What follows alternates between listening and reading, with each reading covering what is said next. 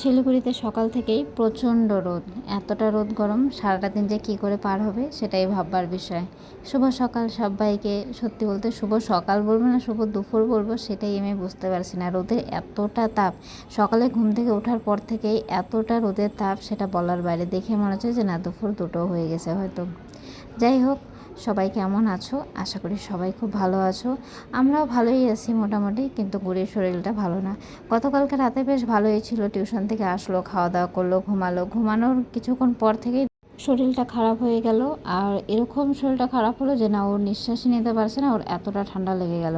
এতটা ঠান্ডা কী করে লাগলো সত্যি বুঝতে পারছি না। ওয়েদার তো এতটা গরম, হয়তো গরম অতিরিক্ত পড়েছে আর তার সাথে ঘাম, ওই ঘামটাই হয়তো বসে গিয়ে এরকম একটা সিচুয়েশন হয়ে গেছে। রাতে তো গোটা রাত ঘুমাতে পারিনি, আর গুড়ি ঘুমাতে না পারলে তার সাথে আমিও ঘুমাতে পারি না। আর গুড়ির শরীর এতটা খারাপ থাকলে তখন আমার মন মেজাজ মাথা কোনোটারই ঠিক থাকে না। কি করব কি হবে আমার কিছুতেই আর ভালো লাগে না কোনো কিছুই। যাই হোক, গুড়ি তো এখনও ঘুমাচ্ছে, গুড়িকে ঢাকা হয়নি। আর এদিকে দেখো, মা সকাল সকাল সুন্দর করে পূজা দিয়ে দিছে। মা এদিকে পুজো দেওয়া কমপ্লিট করলো, তারপরে গিয়ে গুড়িকে আমিও ডেকে উঠালাম যে না, উঠতে হবে। তো উঠতেই পারছিল না, শরীরটা ওর এতটা খারাপ লাগছিল। কি বলবো, হঠাৎ মানে এরকম যে হয়ে যায় বুঝি না। আর বেশিরভাগ জিনিসই আমি দেখি গুড়ির ক্ষেত্রে, মানে সারাদিন ঠিকই থাকে, রাত্রের পর থেকে ওর শরীরটা মানে বেশি খারাপ হওয়া শুরু করে। মানে সারাদিন তো দৌড়াদৌড়ি লাফালাফি এগুলোতেই চলে যায়, সারাদিনে অতটা বোঝা যায় না। কিন্তু রাত্রে যখন ঘুমায় তারপর থেকে ওর শরীরটা প্রচুর পরিমাণে খারাপ হয়ে যায়। এদিকে চা করে নিয়েছিলাম, মায়ের পূজা কমপ্লিট। তারপরে এই যে দেখো, গুড়ি ঘুম থেকে উঠেছে, ওকে দুধ টুধ খাওয়ানো হয়ে গেছে। দুধ দিয়েছিলাম ঠিকই, কিন্তু দুধ কিন্তু খেতে পারেনি, শুধু অল্প একটুখানি দুধ খেয়েছে, বাকি সব দুধ ফেলানোই গেছে। এখানে শরীর ভালো না, তাও দেখো গুড়ি ড্রয়িং করতে বসেছে। টিভিতে কার্টুন দেখছে, ওর ফেভারিট কার্টুন, আর তার সাথে ড্রয়িং করছে যতটুকু যা পারছে। এদিকে আমিও ভাবলাম যে চাটা খেয়ে নিই। চাটা খেয়ে এখানে বসে পড়ছি মোজাটা ছাড়ানোর জন্যে। ভাবছিলাম কালকে রাতেই ছাড়িয়ে রাখবো, কিন্তু গুড়ির শরীরটা যেহেতু এতটা খারাপ হয়ে যাচ্ছিলো, সেই জন্য আর কিছুই করতে পারলাম না, ওরকম করেই রেখে দিলাম।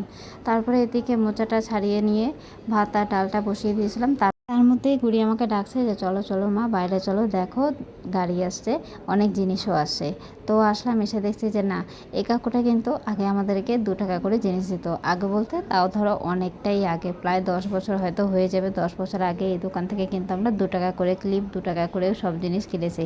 এখন 2 টাকা করে কোনো কিছু নেই। হ্যাঁ, 5 টাকা 10 টাকা এখনও ছোটো ছোটো জিনিস পাওয়া যায়।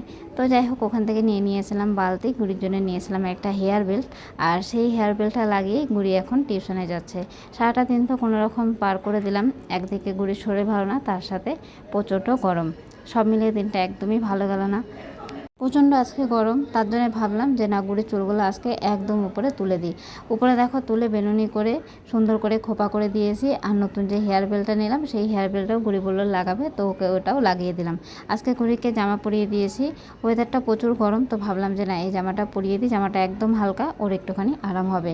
তার সাথে জুতোটাও নিয়ে নিয়েছি, জুতোটা সেলাই করব, তারপরে গুড়িকে টিউশন দিতে যাব। এখন বাজে হচ্ছে প্রায় 5:30। আর রোদ দেখো, রোদের এত তাপ, মানে 2 দিন ধরেই ভাবছিলাম যে না, জুতোটা সেলাই করাতে আসবো, কিন্তু হচ্ছিলই না, ভুলেই যাচ্ছিলাম, মনেই থাকছিল না। সেই জন্য আজকে সবার আগে জুতোটাই নিয়েছি, না আগে জুতোটা সেলাই করে তারপরে গুড়িকে টিউশন দিয়ে আসবো। আর আমরা চলে আসছিলাম বাজারে, বাড়ি থেকে আমাদের বাজার খুব একটা বেশি দূরে না। তো বাজারে এসে এই যে দেখো, জুতোটা সেলাই করে নিলাম, নেওয়ার পরে এখন রওনা দিলাম গুড়িকে টিউশনে দিব। তো গুড়িকে টিউশনে দিয়ে আমি এখন বেরোলাম, এখন বাড়িতে যাব, আবার ওকে একটু পরে নিতে আসবো।